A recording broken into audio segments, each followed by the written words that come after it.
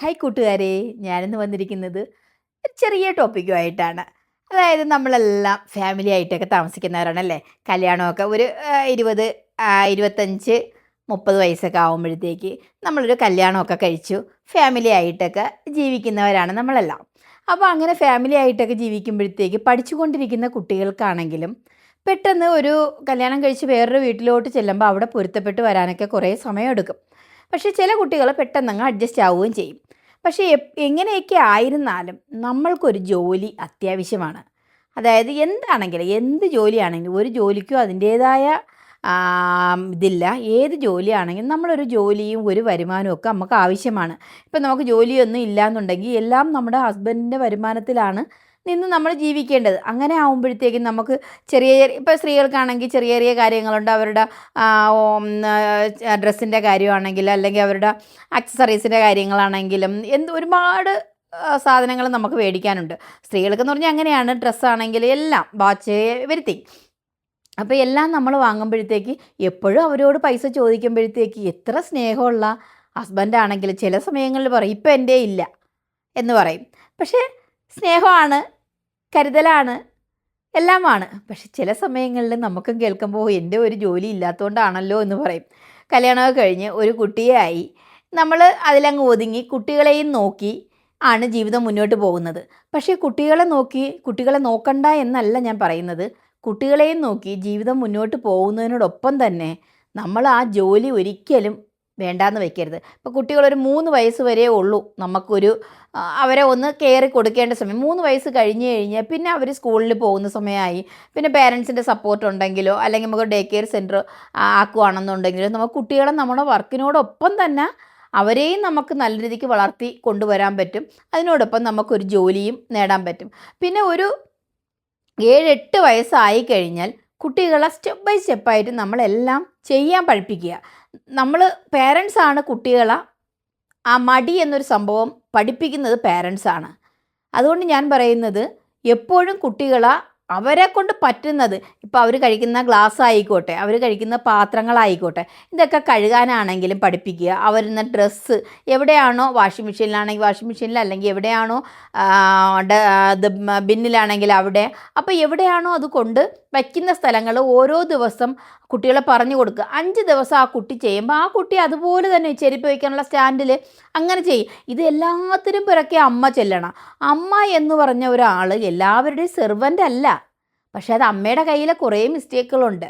അമ്മ അത് ഒരു പ്രാവശ്യം ചെറിയ കുഞ്ഞിന് നമ്മൾ പറഞ്ഞു കൊടുത്തു കഴിഞ്ഞാൽ അതൊരു 3 വയസ്സ് തൊട്ട് തന്നെ നമുക്ക് തുടങ്ങാം. 3 വയസ്സ് തൊട്ട് നമുക്ക് ആ കുട്ടികളെ ഓരോന്ന് എവിടെ വയ്ക്കണം, എവിടെ എന്ത് ചെയ്യണമെന്ന് പറഞ്ഞു കൊടുത്തു കഴിഞ്ഞാൽ അത് ചെയ്യും.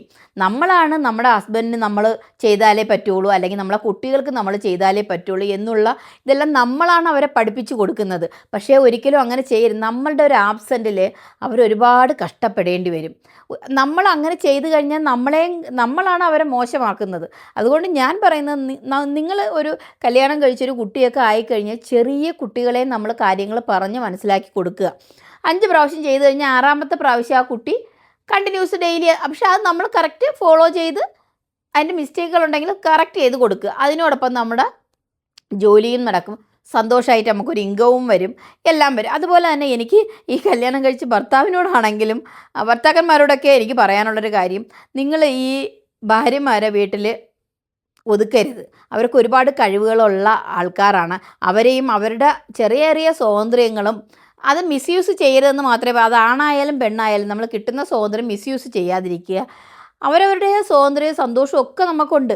നമ്മൾ കുട്ടികളെ മാത്രം വളർത്തി ഒരു പ്രായം കഴിയുമ്പോഴത്തേക്ക് ഒരു ടീനേജൊക്കെ ആവുമ്പോൾ കുട്ടികൾ വേണ്ടാത്ത വികൃതികളെല്ലാം കാണിച്ചു കൂട്ടി അവരുടേതായ ഫ്രീഡമായിട്ട് പോകുമ്പോൾ നമ്മൾ വിചാരിക്കും എന്തിനാ ഈ കുട്ടികളെ ഇങ്ങനെയെല്ലാം നമ്മൾ ജീവിക്കാതെ കുട്ടികളെ വളർത്തിയിട്ട് അവരെ കുറ്റപ്പെടുത്തിയിട്ട് കാര്യമില്ല. അതുകൊണ്ട് നമ്മൾക്ക് കിട്ടണ സമയം ഹസ്ബൻഡായിട്ടാണെങ്കിലും അല്ലെങ്കിൽ നമുക്കിപ്പോൾ പുറത്തോട്ട് പോകണം എന്നത് ഒരു ഔട്ടിങ്ങിനൊക്കെ പോകണമെന്ന് ചോദിച്ചാൽ നിങ്ങൾ പോവുക. നിങ്ങൾ വെറുതെ റീസൺ കണ്ടെത്തി മടി പിടിക്കാണ്ട് നിങ്ങളുടെ ജീവിതം എൻജോയ് ചെയ്യണമെന്നുണ്ടെങ്കിൽ നിങ്ങൾക്ക് വേണ്ടിയിട്ട് കുറച്ച് സമയം ചിലവഴിക്കണമെന്നുണ്ടെങ്കിൽ നിങ്ങൾ തന്നെ ചിലവഴിക്കുക. അതുപോലെ ഇപ്പം പ്രവാസികളായിട്ടുള്ള ഫാമിലിയിലാണെന്നുണ്ടെങ്കിൽ ഹസ്ബൻഡ് പറയില്ല നീ കുട്ടിയെ നോക്കി വീട്ടിൽ ഇരുന്നാൽ മതിയെന്ന്. പക്ഷേ ഈ ഇങ്ങനെ ഇരിക്കുന്ന ഭാര്യമാരെന്ന് വെച്ചാൽ വീട്ടുകാര്യം കുട്ടിയുടെ കാര്യം അതിൻ്റെ അപ്പുറം ഒരു കാര്യം വന്നു കഴിഞ്ഞാൽ അവർക്ക് പറ്റത്തില്ല. എന്ന് വെച്ച് കഴിഞ്ഞാൽ അവർ ചെയ്ത് ശീലമില്ല. എൻ്റെ ഭർത്താവ് പുറത്തിറങ്ങാൻ സമ്മതിക്കത്തില്ല, എൻ്റെ ഭർത്താവ് പറയും അത് ചെയ്യണ്ട ഇത് ചെയ്യണ്ട. എന്തിനാ നിങ്ങളങ്ങനെ അവരെ ഒതുക്കുന്നത്? പക്ഷേ ഇനിയുള്ള കുട്ടികളൊന്നും അങ്ങനെയൊന്നും ഒതുങ്ങാനായിട്ട് നിൽക്കുമെന്ന് എനിക്ക് തോന്നുന്നില്ല. ആർക്കാണെങ്കിലും അവരുടേതായ സ്വാതന്ത്ര്യമുണ്ട്.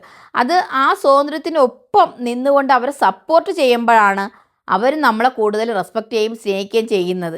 അല്ലാണ്ട് അവരുടെ എല്ലാ ഇതുകളും നമ്മൾ അടിച്ചൊതുക്കി നീ എൻ്റെ വൈഫാണ്, നീ എൻ്റെ കുട്ടിയുടെ അമ്മയാണ് എന്ന് പറഞ്ഞ് നമ്മൾ നിർത്തി കഴിഞ്ഞ് കഴിഞ്ഞാൽ ഈവൻ ഒരു റോഡ് ക്രോസ് ചെയ്യാൻ പോലും അറിഞ്ഞൂടാത്ത ഭാര്യമാരുണ്ട്, ഒരുപാട് ആൾക്കാരുണ്ട്. എന്ന് വെച്ച് കഴിഞ്ഞാൽ ഒരു സ്ഥലത്ത് ഒറ്റയ്ക്ക് പോകുന്നത് എനിക്ക് ഒറ്റയ്ക്ക് പറ്റത്തില്ല. പക്ഷേ നമ്മുടെ സ്ത്രീകൾ ഒറ്റയ്ക്ക് യാത്ര ചെയ്യാൻ പഠിച്ചിരിക്കണം, ഒറ്റയ്ക്ക് ഒരു ജോലി ചെയ്ത് ജീവിക്കാൻ പഠിച്ചിരിക്കണം, ഒരു ഫാമിലി കൊണ്ടുപോകാൻ പഠിച്ചിരിക്കണം. വീട്ടിലെ എല്ലാ കാര്യങ്ങളും നമ്മൾ ഒറ്റയ്ക്ക് എന്ത് കാര്യം നമ്മൾ ചെയ്യാൻ പഠിച്ചിരിക്കുമോ ആ ഒരു ഫാമിലിയിൽ ഒരു ബുദ്ധിമുട്ടും വരത്തില്ല. നമ്മൾ ഇപ്പം ജോലി ചെയ്താൽ അത് മാത്രമല്ല, ജോലിക്കിടയിൽ തന്നെ നമുക്ക് ഒരുപാട് കാര്യങ്ങൾ ചെയ്യാൻ പറ്റും.